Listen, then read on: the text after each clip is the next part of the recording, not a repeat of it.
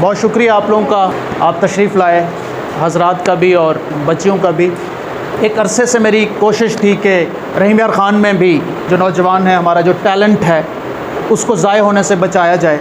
किसी भी शख्स को कोई चीज़ दिखानी हो तो मेरे ख्याल में सबसे ज़्यादा इम्पॉर्टेंट ये होता है कि आपकी बातें नहीं, आपका कैरेक्टर हो, किसी भी लिहाज से, इखलाक के लिहाज से हो या दुनियावी कामयाबी के लिहाज से हो या उखरवी कामयाबी के लिहाज से हो, तो आपका जो कैरेक्टर है वो ज़्यादा मीनिंगफुल होता है कंपेयर्ड टू आपकी बातों के।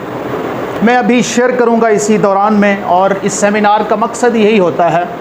पूरी दुनिया में लोग सेमिनार अटेंड करते हैं, और डेवलप नेशंस में मैंने रात भी मैसेज भेजा था पीपीएससी के ग्रुप्स में कि डेवलप नेशंस में लोग बड़े शौक़ से जाते हैं, नौजवान बड़े शौक़ से जाते हैं। जहाँ भी देखते हैं कि भाई ये मेरी फील्ड से रिलेटेड है ये सेमिनार, तो वहाँ कूद पड़ते हैं, टाइम लेते हैं। अगर किसी जॉब पे हैं तो वहाँ से 1 आध घंटा लेंगे, आधा घंटा लेंगे और वो सेमिनार अटेंड करेंगे, क्योंकि वहाँ पे जो एक्सपर्ट मौजूद होगा वो डेफिनेटली जो आपको कुछ ना कुछ देना चाह रहा है, वो किसी न किसी तरह मुश्किलात की घाटियों से गुज़र के आया है, स्ट्रगल करके आया खड़ा होगा, और वहाँ से आपको कोई एक बात भी काम की मिल जाती है तो वो आपकी ज़िंदगी बदल देती है, आपका रास्ता जो है वो सीधा कर देती है, आपको डायरेक्शनल बना देती है। मैंने अपनी लाइफ में बहुत सफ़ा देखा है, बहुत सारी दफ़ा, और आप लोग भी माशाल्लाह असातिज़ा कम्युनिटी बैठी है यहाँ, बेशक हमारे स्टूडेंट्स हैं काफ़ी, लेकिन वो भी ज़ाहिर पढ़ा रहे हैं। आप जब पढ़ाते हैं, पढ़ाते हुए भी आप देखते हैं कि बहुत सारी बातें आप स्टूडेंट से सीख रहे होते हैं। मेरी ख्वाहिश है, मैं अपने स्टूडेंट्स को भी यही कहता हूँ कि आपकी नेचर में भी ये चीज़ शामिल हो कि आप कॉपी करना छोड़ दें, क्रिएटिविटी लेके आएँ। ये सबसे बड़ी है। मैं कोई किसी से सुन के, किसी कासिम अली शाह साहब से या किसी दूसरे तीसरे से सुन के नहीं कह रहा मैं आपको, ये मैं आपको रियलिटी बता रहा हूँ कि आप जब खुद क्रिएट करते हैं, मुश्किलात से खुद गुज़रते हैं, तो आप ज़रूर कामयाब होते हैं। मैं अभी स्टोरी भी आपको साथ अपनी इसमें सुनाऊँगा, जहाँ पे स्लाइड आएगी उससे रिलेटेड। मैं आजकल government college Khwaja Farid college में हूँ, इसके साथ मैं किप्स में एंट्री टेस्ट भी पढ़ा रहा हूँ। तो एंट्री टेस्ट जब आप पढ़ाते हैं तो 2 चीज़ें होती हैं उसमें। एक फ्रेश बच्चा होता है, एमडी कैट की तैयारी करने आता है एफएससी के बाद, ताकि उसका एमबीबीएस में दाखिला हो जाए। तो वो जब फ्रेश आता है तो वो एफएससी पढ़ के आया होता है, और आप उसको एंट्री टेस्ट में जिस तरह से भी पढ़ाएँ, ज़ाहिर है उस्ताद हैं, अगर आप तैयारी करके आए हैं तो वो डेफिनेटली आपको ओबे भी करता है, आपकी बात भी सुनता है। एफएससी पढ़ के आया है तो आप टीचर को भी अगले स्टेज पे होना चाहिए, तैयारी करके आया खड़ा हो, फिर जाके एंट्री टेस्ट पढ़ाता है वो। और डेफिनेटली ये एक हार्ड वर्किंग काम भी है, उसमें आपको बहुत ज़्यादा स्ट्रगल करनी पड़ती है। जब एफएससी का पढ़ा हुआ बच्चा आपने पढ़ाना है, फिर उससे अगला स्टेप ये है कि 1 साल बच्चे का मेरिट कुछ पॉइंट से गिर गया, अगली दफ़ा फिर वो आता है, उसको कहते हैं रिपीटर क्लास। वो जो आती है वो दासू क्लास होती है। वो आया बैठा होता है कि मैंने इस उस्ताद को जो है ना चेक करना है कि भाई ये कितने पानी में है। वो हर बच्चा 4 उस्तादों से पढ़ के बैठा होता है, और आपकी क्लास में 100 बच्चा होता है, और जब आप रिपीटर क्लास के सामने खड़े होते हैं उसके लिए भी आपको बहुत ज़्यादा मेहनत करना पड़ती है और आपको पढ़ना होता है। ये मेरी नेचर में शामिल है कि मैं 1 साल की तैयारी अगले साल उसी तैयारी से नहीं चलता होता। मैं आपको हल्फन कह रहा हूँ कि मैंने कोई 12 साल हो गए एंट्री टेस्ट पढ़ाते हुए, इसी तरह एमएससी पढ़ाते हुए भी काफ़ी अरसा हो गया, बीएससी भी पढ़ाई है।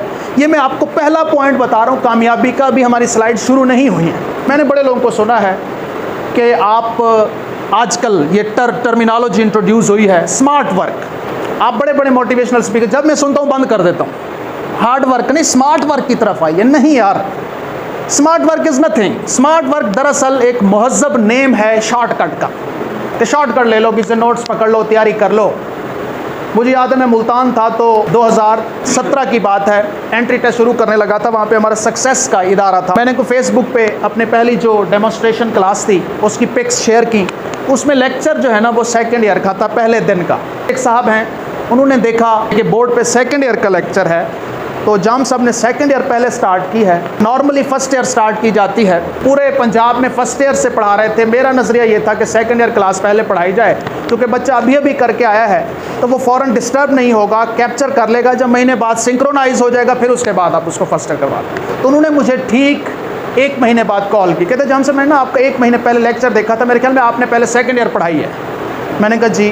कहते मैंने 1st ईयर पढ़ा ली है, आप ऐसे करें अपने 2nd ईयर वाले नोट्स तो मुझे पार्सल कर दें, ताकि मुझे मेहनत ना करनी पड़े और आगे मैं वो पढ़ाऊँ। तो मैंने उनको वो नोट्स पकड़ाए और मैं फिर देखता रह गया और सोचता रह गया कि बहुत सारे लोग इस तरह शॉर्टकट से कामयाब हुए हैं और होते हैं, लेकिन ये आर्जी कामयाबियाँ होती हैं, ये आपका परमानेंट इम्प्रेशन नहीं होता। तो ये चीज़ें मुआशरे में चल रही हैं, तो ये जो एक शॉर्टकट है बेटे, पहले इससे आपने परहेज़ करना है। और जो हमारे कुलीग भी यहाँ बैठे हैं, हमारे भाई हैं छोटे, तो मेरी आपसे गुजारिश है कि सख्त मेहनत करने की कोशिश करें। तो मैं हर साल अपने नोट्स बनाता हूँ और हर साल मुझे ये पसंद है कि मैं फिर से मेहनत करूं और उन नोट्सों में चेंज लाऊं, ताकि अगर पिछले साल वाला बच्चा फिर खुदा न खास्ता मेरी क्लास में बैठा है, उसको फ़ायदा भी ना हो। इल्म के साथ साथ हर साल चीज़ें बदल रही हैं। 2003 की फ़िज़िक्स की फ़र्स्ट ईयर सेकेंड ईयर की बुक है और आज 23-20 साल हो गए हैं, नहीं बदली। आपने तो यही पढ़ा है कि इस दुनिया में कायनात में सबसे ज़्यादा रफ्तार लाइट की है, लेकिन आपने ये नहीं पढ़ा कि इस साल का जो नोबेल प्राइज़ 3 लोगों को मिला है, वो इस बात को चुपके से निगलेक्ट कर रहा है, इग्नोर कर रहा है कि स्पीड ऑफ लाइट से कोई और भी चीज़ है जो ज़्यादा है। वो कैसे है मैं मुख्तसरन आपको बता देता हूँ। ज़िलिंगर और उसके 2-3 साथी हैं, उन्होंने इस साल नोबेल प्राइज़ विन किया है। नोबेल प्राइज़ ऐसे नहीं मिलता, आपको किसी बहुत बड़ी इन्वेंशन डिस्कवरी पे मिलता है। तो मैं मुख्तसरन बीइंग फ़िज़िक्स टीचर उसका कंक्लूजन जो है मैं आपको बताने लगा हूँ कि इस कायनात में मोमेंटम कंजर्व है। फ़िज़िक्स के लोग बैठे हैं, लीनियर भी और एंगुलर भी, और आप ये भी जानते हैं कि हर पार्टिकल का एंटी पार्टिकल भी है, ठीक है। अगर एक पार्टिकल की स्पिन अप है, ठीक है, तो उसका दूसरा पार्टिकल कायनात में कहीं भी होगा, उसकी स्पिन डाउन होगी तो कंजर्व होगा। बात समझ आइए। अब अगर एक पार्टिकल आपके पास है, स्पिन अप है उसकी, और दूसरा पार्टिकल कई खरबों नूरी साल दूर मौजूद है, तो उसकी स्पिन डाउन होगी। इन्होंने प्रूव किया है अपनी एक्सपेरिमेंट लैब में, ज़ाहिर है पूरे प्रोसीजरल स्टेप्स हैं, इन्होंने प्रूव किया है कि अगर जो हमारे पास पार्टिकल है जिसकी स्पिन अप है, अगर हम उसको स्पिन डाउन कर दें तो खरबों नूरी साल वाला दूर जो पार्टिकल है वो मोमेंटम को कंजर्व करने के लिए अपने आप को स्पिन अप कर लेता है। तो आखिर खरबों नूरी साल से मुराद जहाँ रोशनी भी खरबों साल बाद पहुँचे, वहाँ पे उस पार्टिकल का एंगुलर मोमेंटम किसने चेंज किया? कोई चीज़ तो है, इस पे उनको मिला है और इस पे अभी स्टडी जारी है। तो जब आप एफएससी के बच्चे को, मैट्रिक को रट्टा लगवाते हैं, बेटा दिस इज कॉल्ड क्या, बोलो, दिस इज कॉल्ड फिजिक्स, क्या फिजिक्स, क्या फिजिक्स, मतलब ये है हमारे हालात। एफपीएससी क्या है, पीपीएससी क्या है, और इससे रिलेटेड जॉब्स कौन सी हैं, और हमारे बच्चे क्यों रोल रहे हैं डिग्रीज़ करके भी, आखिर किस चीज़ की कमी है, इस तरफ हम आएंगे। मैंने कहा कि सबसे पहले इस चीज़ का आगाज़ किया जाए कि आखिर लाइफ है क्या, हमारी विशेस क्या हैं और हमारे गोल्स क्या हैं। तो ये हम डिस्कस करेंगे, साथ साथ आप लोगों के पॉइंट ऑफ व्यूज़ होंगे, तो फिर कंक्लूड करेंगे कि हम यहाँ पे हैं क्यों। किसी भी सेमिनार में ये लाजमी होता है कि आपको इस बारे में मोटिवेट किया जाए कि हम यहाँ आए क्यों हैं, हमारा मकसद क्या है। तो मैं चंद एक दोस्तों से ये अपना पॉइंट ऑफ व्यू लेना चाहूँगा कि लाइफ क्या होती है। वकार आपसे ही आगाज़ करूँ। इंसान ने अगर कमाया है, खा लिया, बच्चों को पाल लिया, ये तो जानवर भी करते हैं। मेरे ख्याल से इंसान के होने का ये मकसद होता है कि उसके होने से किसी को फ़ायदा हो। अगर वो फ़ायदा दे रहा है तो फिर वो दुनिया में होने का हक अदा कर रहा है, नहीं तो वो ना हो बेहतर है। वेरी गुड, वेरी गुड, बिल्कुल अच्छा पॉइंट। लाइफ के 2 मीनिंग है। एक तो ये है कि जैसे इंसान यहाँ आ गया, हमें ज़िंदगी मिल गई, जैसे जानवर आ गए। दूसरा मीनिंग, जब हम लाइफ को जब हम अपने दिमाग के साथ कनेक्ट करते हैं तो तब हम अशरफुल मखलूक़ात कहलाते हैं। फिर ये सोचने पर मजबूर हो जाती है कि हम यहाँ किस लिए आए हैं। फिर हमारे साथ मकासद जुड़ जाते हैं, फिर हम उन मकासद को पूरा करने का नाम मेरे ख्याल से ज़िंदगी है।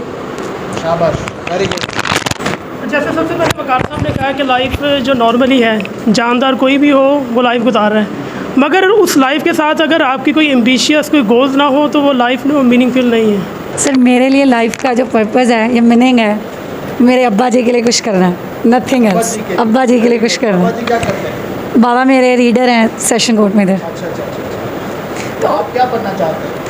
पीएचडी मेरी एंड होने वाली है और पर्पज़ तो मेरा यही था कि किसी यूनिवर्सिटी में अप्लाई करना है, पर हमारा जो सिस्टम है जॉब्स का, यूनिवर्सिटीज़ का, उसको देख के पढ़ा भी रही हूँ एफएससी को, लेकिन इसी पॉइंट पर आई कि अपनी डायरेक्शन को सही करना पड़ेगा through proper channel. Public service commission, federal public service commission, किसी को टच करना चाहिए, क्योंकि यूनिवर्सिटीज़ में तो बगैर अप्रोच के आप गेन नहीं कर सकते। मेरा सवाल सर, क्या इस वक्त आप समझते हैं कि इस वक्त जो पीएचडी है पाकिस्तान में वो सफिशिएंट है जीने के लिए? नहीं। मेरा जो पॉइंट ऑफ व्यू है ज़िंदगी के हवाले से ये है कि इंसान इस दुनिया में आता है तो अल्लाह ताला ने हर इंसान को एक मकसद के तहत ज़िंदगी दी है। तो अगर उसको समझ आ जाए कि वो इस दुनिया में किस मकसद के लिए आया है, तो मैं समझता हूँ कि उसकी ज़िंदगी बहुत अच्छी तरह गुजर जाएगी और एक मकसद और उसको अच्छी तरह वो सर्वाइव करेगा। तो कोई आप में से एक आध ये बताना चाहे कि विशेज़ और गोल्स में क्या फ़र्क है? ख्वाहिशात दो तरह की हैं। एक हमारी बेसिक ख्वाहिशात हैं, जैसे भूख लगी है तो खाने के लिए आपका पिज़्ज़ा खाने का दिल कर है, ये एक विषय है। दूसरी ख्वाहिशात हमारी ये हैं कि ऑफिसर बनना चाहते, पिज़्ज़ा नहीं मिलता। गोल एक पैशनेट, एक बेहतरीन ऐसे जज्बे का नाम है जिसके लिए इंसान अपनी तमाम तर एफ़र्ट्स लगा देता है। उसके लिए वो अपने तमाम तर वसाइल और ज़राए को इस्तेमाल करते हुए उस मकसद तक पहुँचने के लिए जो है एड़ी चोटी का ज़ोर लगा देना, वो गोल कहलाता है। प्रेपरेशन में बेटे ये बड़ा कमाल की कोटेशन है जो आपको डिसाइसिव मोड पे ले आएगी। I met a man with $1। मैं एक शख्स से मिला जिसके पास $1 था। वी एक्सचेंज डॉलर्स, मेरे पास भी $1 था, उसके पास भी। मैंने उसको $1 दिया, उसने मुझे $1। वी ईच हैव $1, हमारे पास फिर से एक $1 था। I met a man with an idea, we exchange ideas and we each have 2 ideas. लेकिन मैं एक ऐसे शख्स से मिला जिसके पास एक आइडिया था, मेरे पास भी था, मैंने उसको दिया, उसने मुझे, मेरे पास भी 2 हो गए। ओदे कोल भी अल्लाह दा नाम मिल के पढ़ो, मेहरबानी करें, शेयरिंग से पढ़ें, तब भी आप कामयाब होंगे। आप या हम तमाम की पीछे रहने की एक वजह, सबसे बड़ी वजह ये भी है कि आप शेयरिंग से करते हैं। Live as a fewer to die tomorrow, ऐसे जियो के कल मर जाना है। Learn as a fewer to live for ever, और इतना गहराई से सीखो कि जैसे वो सीखना सारी लंबी उम्र काम आएगा। मतलब आप जब ये सोचोगे कि कल मर जाना है तो पैसे कम कमाओगे ना, तो पैसे कम कमाओ, ऐसे समझो कल मर जाएंगे। लेकिन किताबें ज़्यादा लो, किताबें ज़्यादा लो। मैं एग्जेजरेशन से पाक मैं आपको ये चीज़ बता रहा हूँ। जब हमारी शादी हुई उसके बाद हमें ये दावत थी ना लाहौर, तो हम गए वहाँ। दावत के बाद मोहतरमा कहती कि मैंने ना अनारकली जाना है, उस कपड़े कुपड़े लैन। शादी नवी नवी हुई सी, मैं कि भाई उन कौन रोक सकता है। तो वो गई और अनारकली से बैग बुक भर लिया। उसके बाद मैंने कहा बीबी मैं उर्दू बाज़ार जाना, गाड़ी में किताबें पढ़ी हैं मैंने तब ली थी। मैं उर्दू बाज़ार गया, डोगर वालों के नीचे ना पूरा वो अंडरग्राउंड है, मैं वहाँ गया। जितनी उसने कपड़े लिए थे बैग भर के, उतना ही बैग भर के मैं किताबें ले आया। तो वो किताबें मुझे बड़ा अरसा काम आती रही और कामयाबी में बड़ा रोल अदा किया। मैं अभी आपको दिखाता हूँ वो किताबें भी। प्राइवेट सेक्टर वाले अगर बैठे हैं तो उनके लिए ये है, if you don't build your dream, अगर तुम अपने ख्वाब खुद से नहीं बनाते, someone else will hire you to help them build theirs. फिर कोई तुहाडे कोलों फ़ायदा लैके फिर खुद उत्ते जाएगा, तुसी होते रहो जाओ। तो प्राइवेट सेक्टर अपना बिजनेस चमकाता है। ये दरअसल कैपिटलिज्म की फॉर्म है। ये ख़ुद अमीर से अमीर तर होते हैं और आपकी एनर्जीज़ लेके आपको डाउन करते हैं। मेरे भाई हैं 2 चक्काबाज में, दोनों नहीं मुझसे जो छोटे हैं, मुझसे लड़ते रहे। सीवियाँ मुझे दें, भैया पढ़ा हुआ है हमारा, नौकरी नहीं लगवा के देता। वो मैं क्या मिडल मैट्रिक वाले को क्या नौकरी लगनी, तुमने सिर्फ बिजली का बिल ही नहीं अदा कर सकना। खुदा का नाम लो, थोड़ी बहुती को हट्टी खोल के बैठ जाओ। वाले साहब रिटायर हुए 3 साल पहले। एक को मैंने वाले साहब के साथ सुपर स्टोर खुलवा दिया, दूसरे को मैंने एक्सेसरीज शॉप खुलवा दी। मुझसे ज़्यादा कमा रहे हैं दोनों।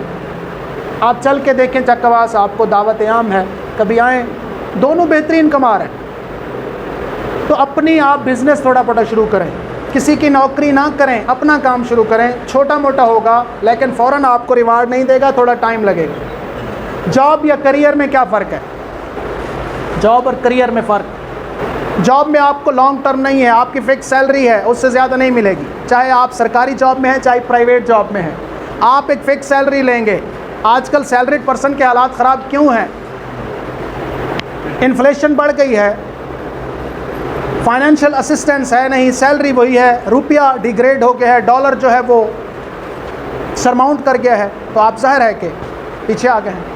तो अगर आप देखें केले की जो रेडी लगा के बैठा है, कल वो उसने 100 रुपया दर्जन लिया, यहाँ पे 150 बेचा, आज 150 लेगा 250 बेचेगा।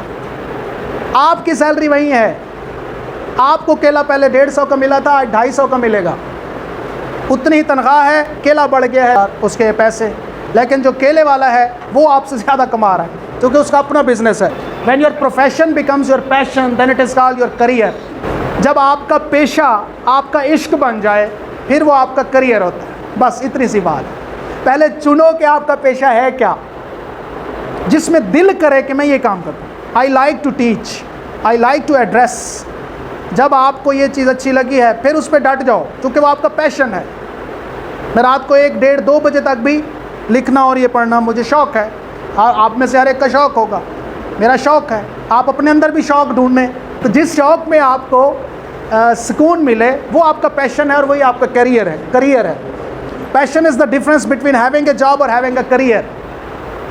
आप जॉब रख रहे हैं, आपके पास जॉब है या आपके पास करियर है, इन दोनों के दरमियान फ़र्क सिर्फ एक ही है, वो है पैशन।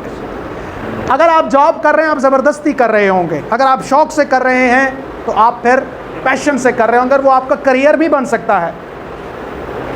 ये चीज़ इंपॉर्टेंट। अच्छा, अब सवाल ये है कि उस्ताद जी असी करिए तो की करिए, तुसी तो 1.5 घंटे तो सानू मोटिवेशन दी जा रहे हो, पैसे रोज़ी रोटी दसो की करिए। और बंदा आके डू जमा डू आके 4 रोटियाँ, उसको भूख जो लगी थी।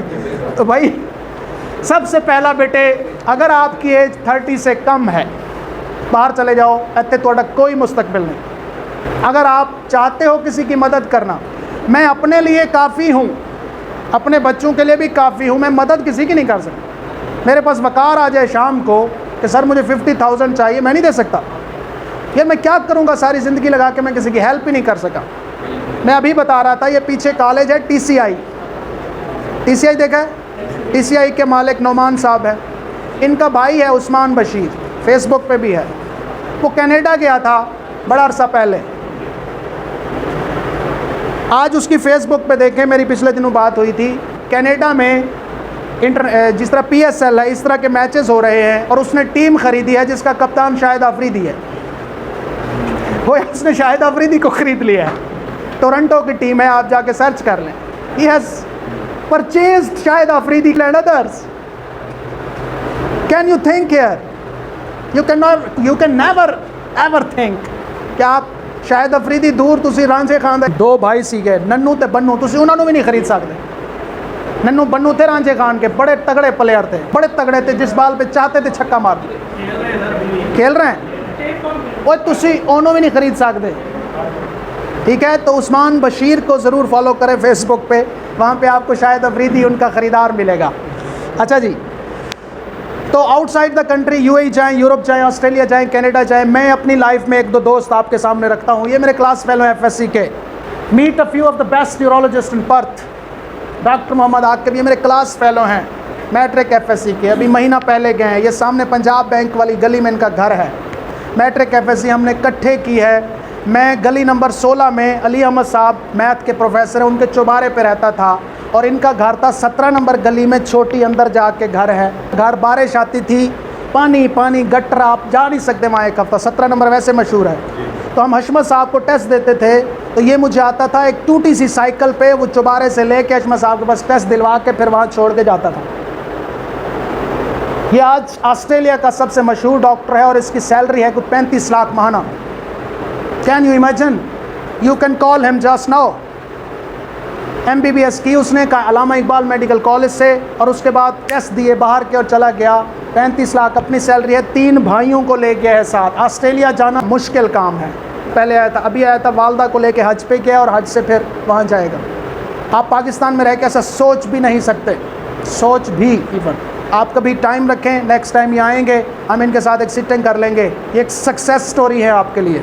मोहम्मद असद 4 दिन पहले आए हैं स्वीडन से। 4 दिन पहले ही हमने ये जो मैं बता रहा था, जुगनू चौक है पार्क, गोले शोले यहाँ से हमने इकट्ठे खाए हैं। इन मेरे बच्चे और इनके बच्चे यहाँ पे घूमते फिरते, इनको मैं, हाँ जी, असगर हाशमी के स्टूडेंट थे और हम बेहतरीन दोस्त थे और इंतहाई डिसेंट पर्सनैलिटी थी। स्वीडन में रहते हैं, स्वीडन से आए थे और कराची से रहीम यार खान यहाँ रुके हैं मेरे पास एक दिन। अब ये चले गए हैं वापस भावलपुर, भावल नगर। 2 महीने इधर ही हैं, अभी आएंगे, इनसे भी मैं आपको मिलवाऊंगा। ये एक और सक्सेस स्टोरी है।